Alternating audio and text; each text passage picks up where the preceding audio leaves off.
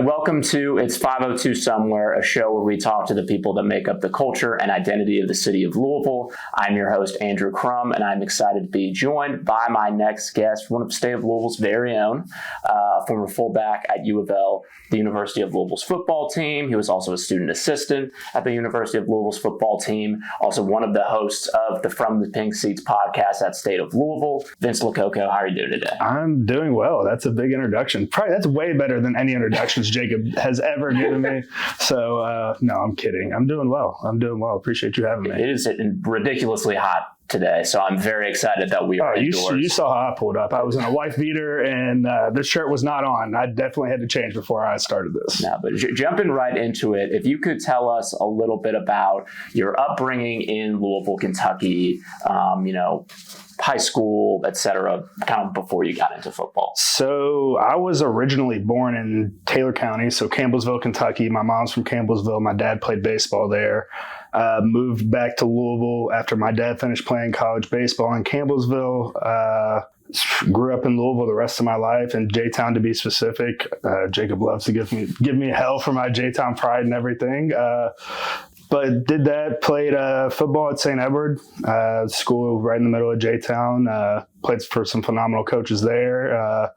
Went on to Trinity, played 4 years under Bob Beatty, won 2 state championships there, and was fortunate enough that Coach Petrino found a spot for me some way. Well, Court Dennison and Dave Bowler found a spot for me some way, somehow on the Louisville football team. And that's an awesome journey. Yeah. And, were you a major UofL fan or just overall football fan growing up? Did you have any initial core memories that you associate potentially with getting into Louisville? So, football for me has always been probably the center point of my life. I mean, that's all we like to say as athletes, you don't want to be identified by your sport or anything like that, but I very much identify with football, and I always have from a very early age. My grandfather played at Kentucky, so I grew up a Kentucky fan. Yeah. And then, funny enough, Louisville was recruiting me my senior year, much more than Kentucky was. I was a preferred walk-on, so it wasn't like I was getting much calls to begin with. But Louisville was having me out to every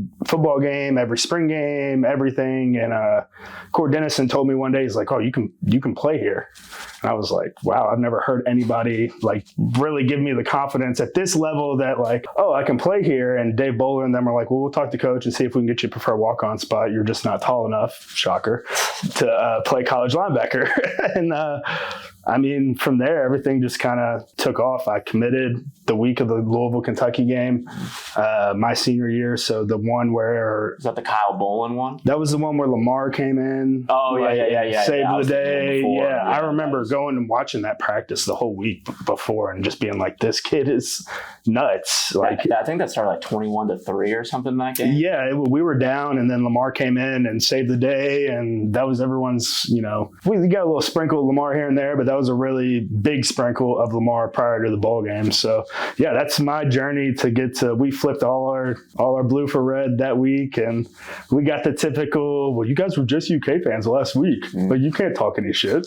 I'm gonna talk some shit. I'm here now. So how was the family react of the people that maybe you grew up with in the UK section? What was kind of that response overall? My family is all St. X too. Mm-hmm. So my dad going to J-Town gave me the option to go St. X or Trinity, and I decided to go to Trinity, obviously. So my cousin Kevin was like, I can't remember his favorite NFL team, Steelers. He's like, "If you go play for the Steelers, I'm just going to completely disown you as a family member." He's like, "I can't root for Trinity and then Louisville and then the Steelers." He's like, "You're just ruining everything for me." So yeah, 3 would have been a little too much. Exactly. If it was there. NFL, if you go to college. Exactly. So in 2016, you entered at a pretty crazy time period for Louisville football with Lamar Jackson's Heisman season. And what was that experience like for you being in that overall environment? And what were some of the standout moments from that era, whether it be at home here in Louisville, on the road, et cetera? It was... It was really like a movie. It's hard to explain, and it's hard to fathom that you were really in the huddle at one point with I mean, because I was at practice. I never was in a game or anything like that. But, I mean, I've heard play calls from Lamar Jackson. It's just hard to explain because, I mean, he truly is, to me, he is the best college football player to ever step foot on the field. And he was doing the stuff you would see during games and stuff was just another day in the office for him. I mean, there's a play whenever I'm on scout team and it's his Heisman year and it's like, he runs a option of some sort, gets around the edge, and, you know, I'm thinking in my head as I'm going to tag off on him, because Lord knows if you hit or touch the quarterback, Coach Petrino is going to kill you. I'm like, wow, I'm going to tell my kids, like, I quote-unquote tackled Lamar Jackson one day. And sure enough, like, Lamar legitimately looks at me, points at me, laughs, and, I mean, I had the angle and everything. He hit a whole nother gear and just went, and scored a touchdown. He's just unbelievable. You can't say enough things about him. Yeah. He's literally like Superman. Yeah. So, were there any games from that era specifically that either going on the road that really stuck out to you? Well, the Clemson game for sure was one where him and Watson going back and forth. I remember the Florida State game.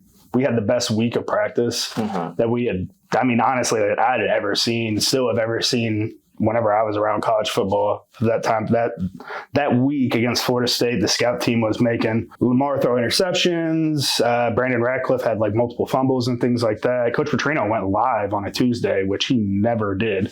He stopped the whole practice and was like, F it, we're going live. But that Florida State game, man, was the one for me at home where it's just the stuff he was doing. You're like, man, it doesn't even seem real. It's truly like having an all 99 creative player on the college football video game. Yeah, and like as a Louisville fan, like when I was growing up watching some of those 2007 or 2006 team, you know, you had the Orange Bowl. Right.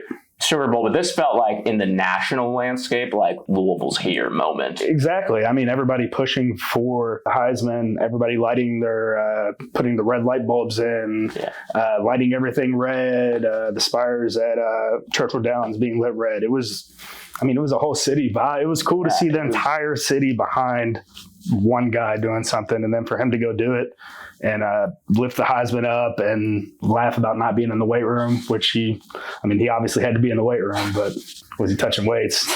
I mean. Well, so in 2017 with Lamar Jackson back from that Heisman season, what was the mood of that team like as you guys are coming down from those highs and lows of that Heisman season? I mean, the Heisman season, we finished on a 3-game skid, I think it was. We lost, the game leading up to Kentucky? Houston. Yeah, I don't know if Houston, it might have been Houston, but we lost, call it Houston, Kentucky, and then the bowl game. And I mean, that was pretty demoralizing to go 0-3. I mean, at that point, you're kind of like, damn, I hope we're not the reason Lamar doesn't get the Heisman. You know what I mean? 2017, you return mainly everybody, and you're like, wow, we can make some shake this year. And, you know, we made some noise, and we got punched in the mouth by Clemson. That game at home, it just felt, to me at least, I was just as observant as the normal fan when it came to Saturday, especially those games. I mean, the vibes didn't seem the same as that 2016 team. It was something was really special about that football team. And I'm not really sure what it was, but 2017 was really fun. And, you know, we all thought he should have went back-to-back on the Heisman.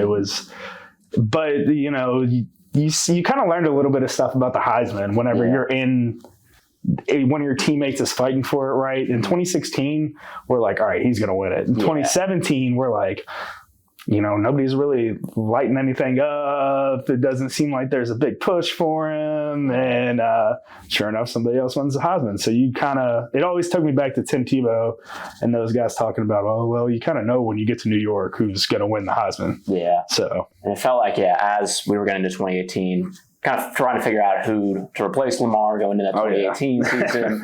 We all kind of know how Bobby's last season went. Right. And the next year, you know, I think that was the year you became a student assistant. Yeah. Under Scott Satterfield. Yeah.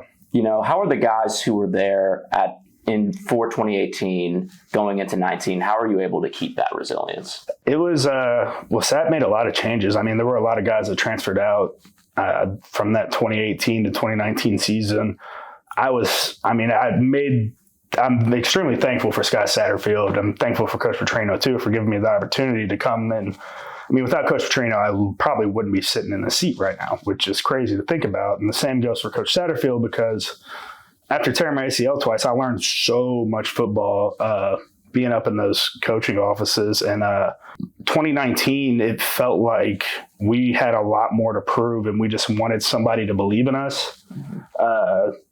Which sounds funny, like, oh, wow, you just need your football coach to believe in you. Like, isn't that what they're supposed to do? But, like, Sat said it all the time, we just needed to be loved on. And in a weird way, we did. We could take the ass chewings and things like that at that point. We needed Sat played cornhole with us, which, I mean, he's the most competitive, what's that Frisbee game where you throw it in a bucket? The disc golf? Yeah, it's like the disc golf beach game that you play with the two Can Jam. Can Jam is what it's called. I mean, he's talking shit to me while we're playing Can Jam. But the guys, it was like glue. I mean, it was, that's all we needed. They got us to believe in each other, and it was fun. They made football fun again. It's fun winning, obviously. Yeah. I mean, it was special going from 2-10 to being able to, I mean, the guys were damn near in tears after we became bowl eligible after all that stuff. Just after, having that resilience, I think, is a testament to both the team and the assistants and the coaching staff. And you kind of already touched on this in the last answer, what you were able to learn from the coaching staff, maybe both, not just on the field, but off the field as well. Right. I mean, you learn a lot from both those guys. You take the good with the bad with Coach Petrino. I mean, I learned a lot of how I didn't want to treat some people in certain situations. And at the same time, I learned how I wanted to treat some people.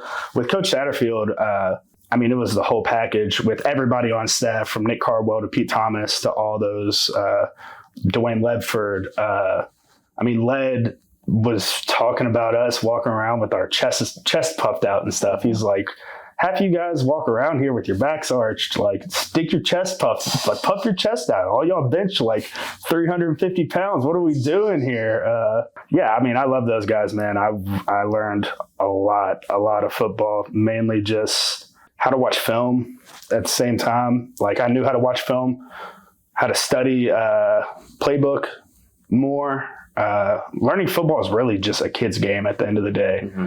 And it's all about how you teach kids stuff. Mm-hmm. And how you talk to them and how you approach them. If I can talk a kid's language, he's a lot more likely to understand what I'm talking about. If I can make things relatable. Mm-hmm. With me, with signaling, I would always, relate it back to things. 41 and 40 were right here. Like, you're grabbing a 40 out of the refrigerator. Things like that. White, which would have been a protection for us, is just literally a big W. Like, it's small things like that. How you communicate to people, how you instill things in people. Accountability is big. You can't be living life a wrong way and preaching it to kids. Yeah. You know what I mean? So it was fun. I appreciate them a lot, for sure. And as a player and assistant, not just from the coaches, but just the whole experience itself, what was maybe a moment that really stuck out to you as special, and maybe overall as well? What makes the UofL program and the fan base in the city so special to you individually? It's its own little, small town in a lot of ways. It's a small, big town. One way or another, somebody knows somebody who knows someone. First questions, where you go to high school, every single time. It's a cool place to be. There's nowhere else like I could imagine myself being or living, and it's really because of the people. I remember telling Gary, the Redbird, in 2019, or whenever I was done with coaching football with Louisville, so 2021, I'm like, dude, like, you don't know how much we appreciated seeing you just paint it up every day in 2018, just showing up. Like, just people showing up, and it's the support of the community. Like, as bad as we were in basketball, like, people were still watching in the Kenny Payne era, and it's like we wanted to win. And I mean, everybody, it's the blue collar mentality, the chip on your shoulder. Like, it's fun. It's fun being a Louisville Cardinal, and it's fun to win. It's fun to win for the city. I mean, it's really no better feeling than that, to win where you're from. So, and now that you are away from the program, you have ended up with the State of Louisville, right. Co-hosting with the From the Pink Seats pod. First, how did that originate? And then what was your hope and excitement in getting into this new foray? So I can see myself sitting there, sending the DM to Jacob and the Pink Seats or State of Louisville Twitter, whichever one I was DMing. I was just bored. I work for a novelty candy company, and a global novelty candy company that sells to retailers and stuff like that in the accounting department, which is a huge shift from Chris Morgan, FCA director, told me, he's like, you're getting off 100 mile per hour lane and hopping at 25. You better be ready for it.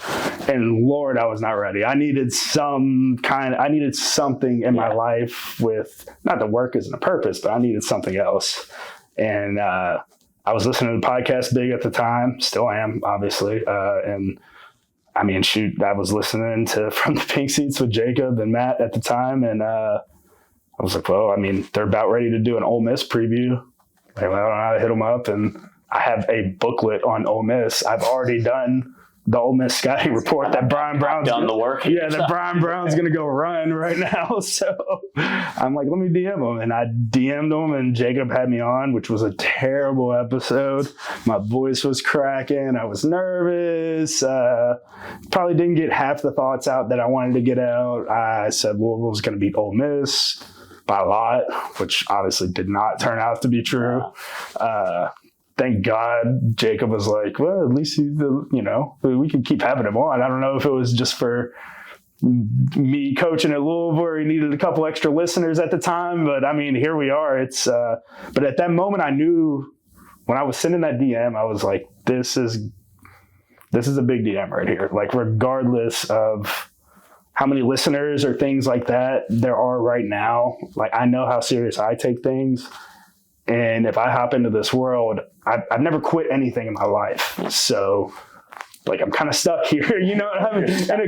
I say that in the best way is, like, I'm stuck in a lovely spot with some great people. And luckily Jacob and Keith and everybody Presley, everybody at the network has the same mindset of, we want to take this thing as far as we can possibly take it and just continue to grow, continue to add shows, continue just to build and to showcase our city.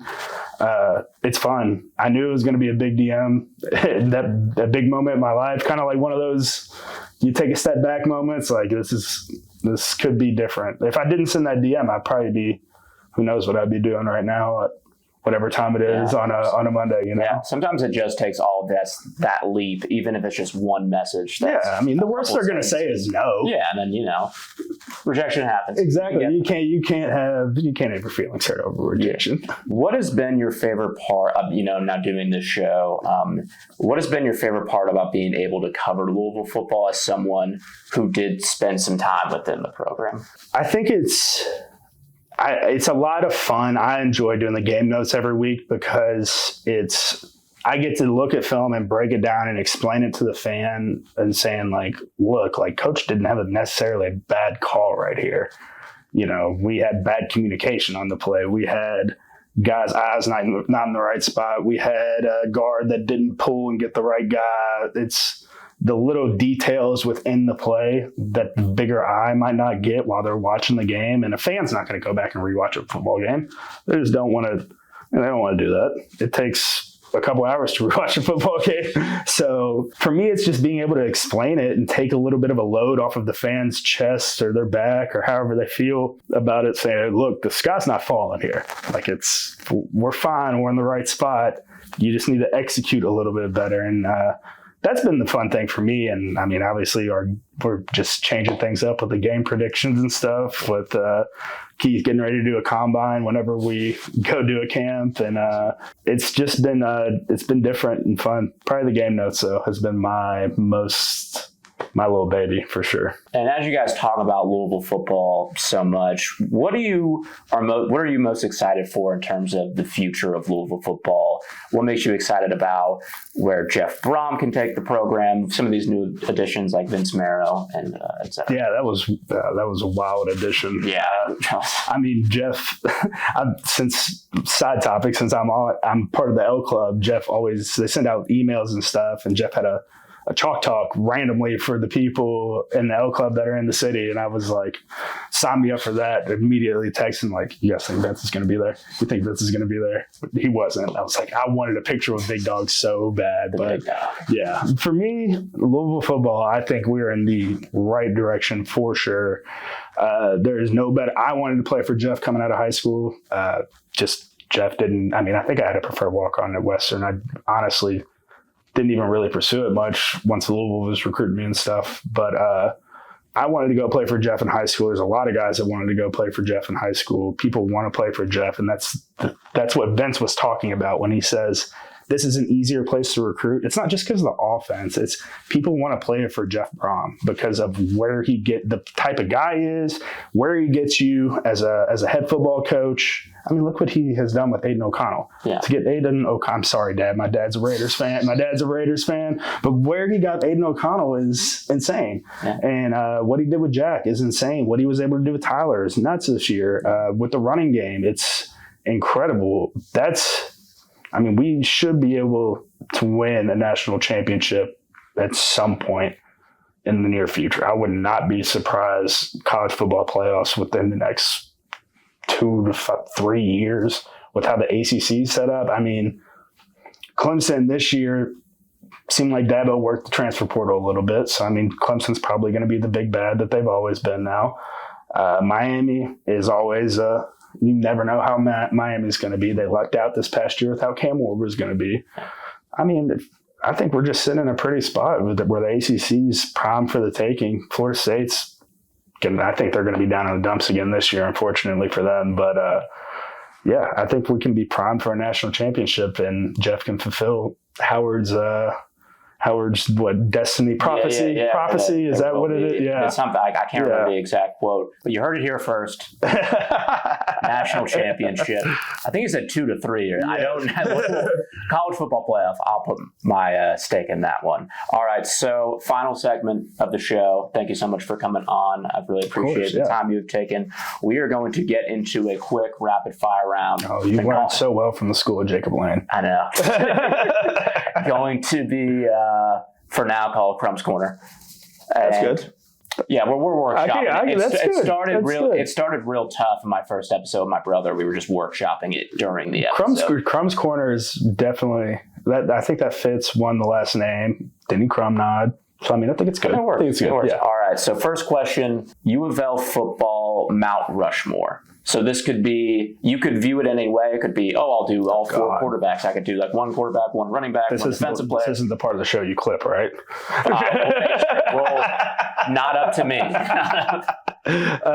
For me, I mean, Lamar's up there. Brian's up there. Johnny's up there. That's 3.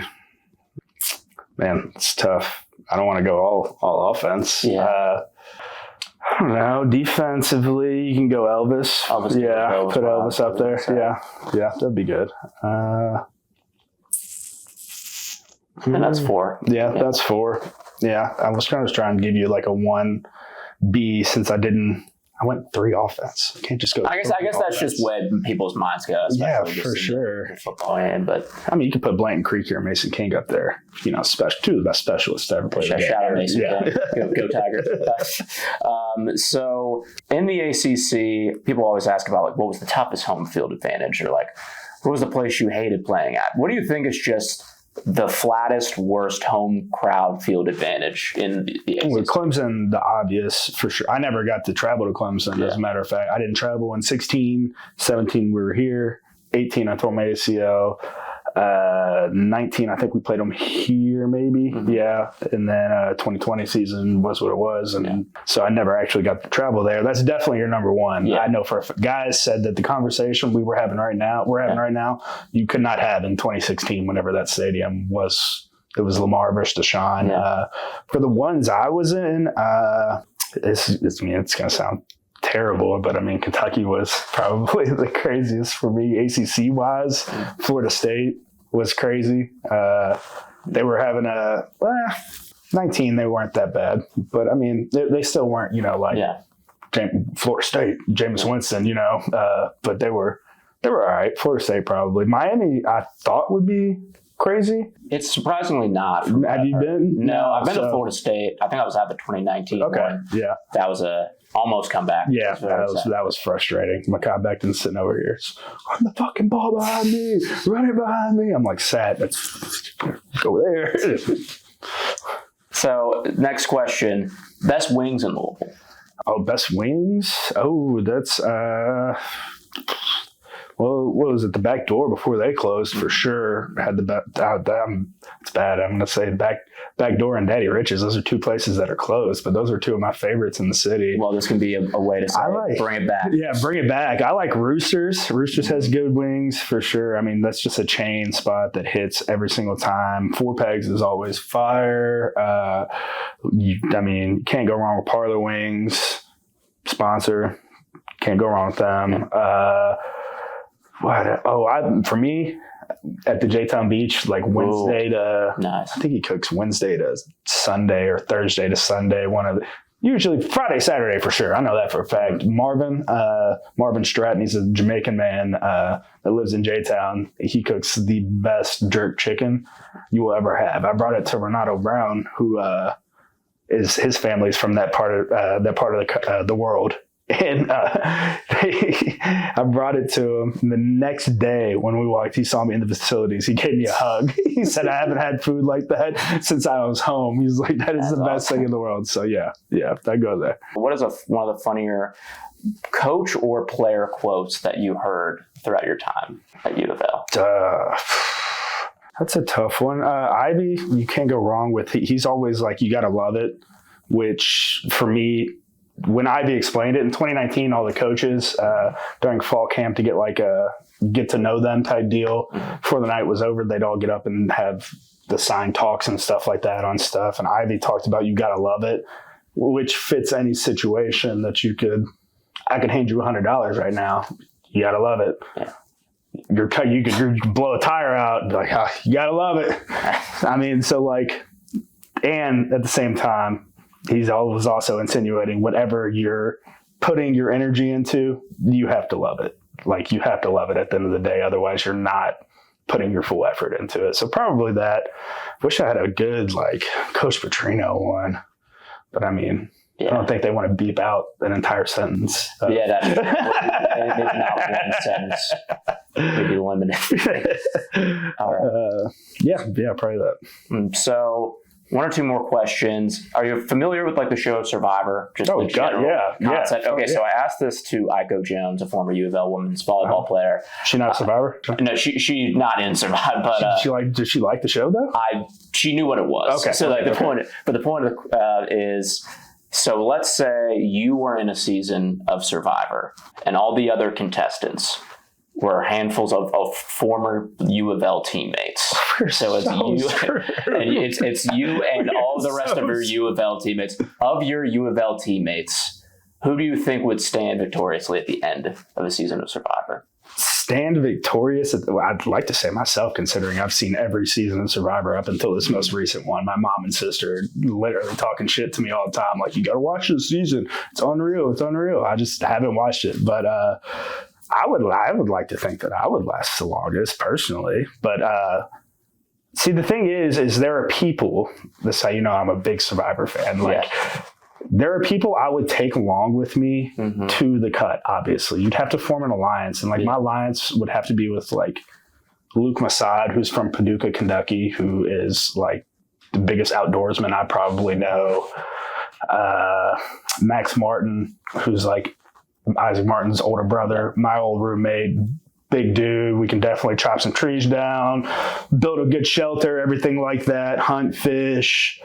And that's the thing is that's the hard part about taking nothing but athletes out there is because, usually you want to take the physically fit people to the merger and then start knocking them off at the merger or right before the merger. Well, when they're all physically fit, it's the game just got a lot more competitive. Yeah. So that would be really interesting. I would probably, if I had to pick a teammate that would last all the way to the end, Probably Luke Masad, just based off of how much outdoors, like how much he would be relied on for shelter, for fire, for fishing, for just basic stay. I mean, you gotta remember half these guys would be going out there at like 230 plus. Mm-hmm. Like that would be the really, really cool thing to see is how thin they got by the end of this. Like, in those environments. Okay. Yeah. Oh, that's crazy, man. I'm a big Survivor fan. Didn't see that question coming today. Yeah, and so you heard it here first.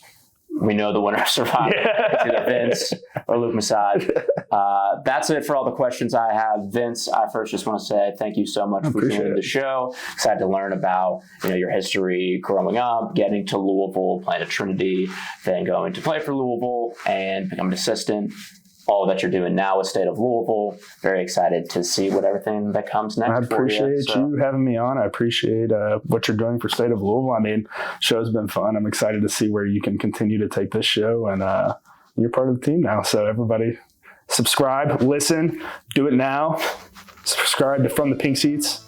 Do it, please. And all the State of Louisville Network shows that we have. So once again, my name is Andrew Crum, and just remember, everybody, it's 502 somewhere. Catch you later.